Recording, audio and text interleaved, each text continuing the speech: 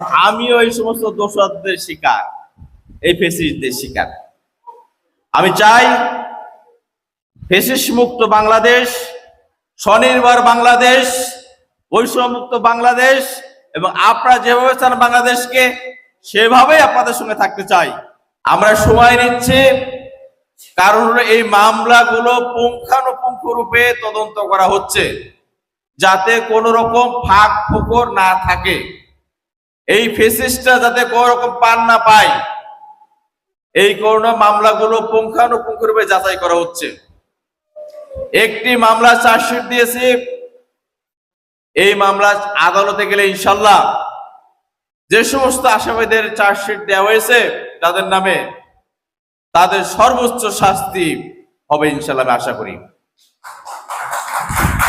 ইতিমধ্যেই আমরা অনেকগুলো মামলার প্রস্তুতি নিয়েছি। আমরা এই মাসে কিছু মামলারও চার্জশিট দেব, আমরা প্ল্যান করেছি। এটা একটা লম্বা প্রসিডিউর, জুডিশিয়ারি সিস্টেম যেটা, এই সিস্টেমে কিন্তু পুলিশ একা জড়িত না। মামলা হয়, আসামি গ্রেপ্তার করি, যখন মামলা হয় মামলাটা চলে যায় আদালতের বিষয়, কোর্টের বিষয়, আমি আসামি গ্রেপ্তার করি, গ্রেপ্তার করে 24 ঘন্টার মধ্যে আমাকে কোর্টে প্রডিউস করতে হয়। তারপরে বিষয় হলো আদালতের বিষয়।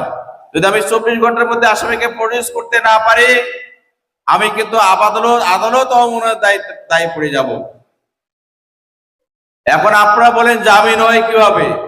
আমাদের চোখের সামনে ঘুরে বেড়াই, আপনারা সেখানে প্রশ্ন করেন ভাই। যারা ফেরোসাজ, যারা আপনাদের উপর অত্যাচার করেছে, যারা নির্যাতন করেছে, আমি তাদেরকে বারবার অ্যারেস্ট করব, অ্যারেস্ট করছি আমি। কিন্তু আপনাদের কাছে রিকোয়েস্ট হলো আমার, দয়া করে আমার কাছে তদবির করবেন না। আমার কাছে অনেক তদবির আসে, বহু জায়গা থেকে তদবির আসে, আমাকে কিন্তু খারাপ হিসেবে জানো অনেকে, তারা এই লোক তদবির শোনে না।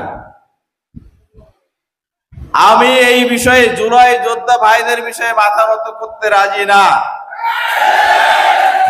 আমি প্রথম থেকে বলে আসছি, আপনাদের কাছে শেষ পর্যন্ত বলে যাব, আমার যতটুকু সামর্থ্য আছে, শক্তি আছে, আইনে কাঠামোর মাধ্যমে আমি আপনাদের পাশে আল্লাহর মতে আছি। কাজ করতে গেলে আমাদের ত্রুটি বিচ্যুতি হয়, এই ভুলগুলো আপনাদেরকে ধরিয়ে দিতে হবে। আমি সমালোচনা পছন্দ করি, আমার যদি কোনো পুলিশ সদস্য কোনো আপনাদের মনে কষ্ট দিয়ে থাকে, কোনো কিছু বলে থাকে, আপনাদের মধ্যে কাজ না করে, সেটা আমাকে বলেন। আমার এডিশনাল এসপিরা আছে, তারাও কিন্তু পরিশ্রম করছে। একটা আসামিকে আমরা এদিক ওদিক করি না, ছাড়ি না, এটা মনে রাখবেন। এই এসপি দুর্নীতিবাজ না, এই এসপি ঘুষখোর না। প্রমাণ দেন আমাকে, আমি স্পষ্টভাবে বলতে চাই, আমি স্পষ্ট ভাষায় বলতে চাই, আমি আমার বিবেক নিয়ে, আমি আমার নীতি নৈতিকতা নিয়ে কাজ করতে চাই। এবং সেক্ষেত্রে আমার সামনে যে আপনারা যুব সমাজ, যারা দেশকে পরিবর্তন করতে চাচ্ছেন, আমরাও পরিবর্তন হতে চাই। আমরা পুলিশ ডিপার্টমেন্ট থেকে পরিবর্তন হতে চাই, পুলিশের যাতে এই স্বৈরাচারী আচরণ না থাকে, সেজন্য আমাদের অনেক অফিসার কিন্তু জেল খাটছে এখনো। যারা নির্যাতিতা, তাদেরকে জেলে ভরা হয়েছে, আমরাও ছাড় দিচ্ছি না।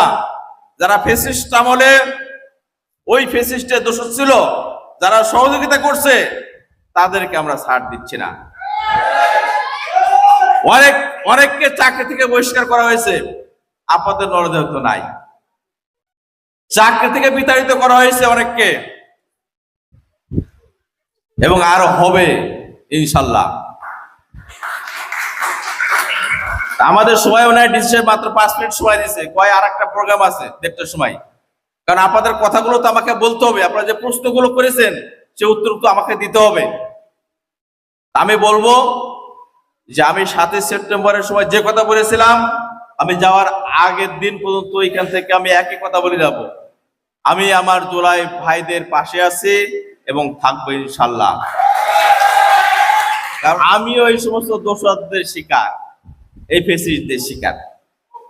আমি চাই ফ্যাসিস্ট মুক্ত বাংলাদেশ, স্বনির্ভর বাংলাদেশ, বৈষম্যমুক্ত বাংলাদেশ, এবং আপনারা যেভাবে চান বাংলাদেশকে সেভাবেই আপনাদের সঙ্গে থাকতে চাই এই আশাবাদ ব্যক্ত রেখে, এবং এই বিচার প্রক্রিয়া একটা প্রক্রিয়া, এটা সময় নিতে হবে।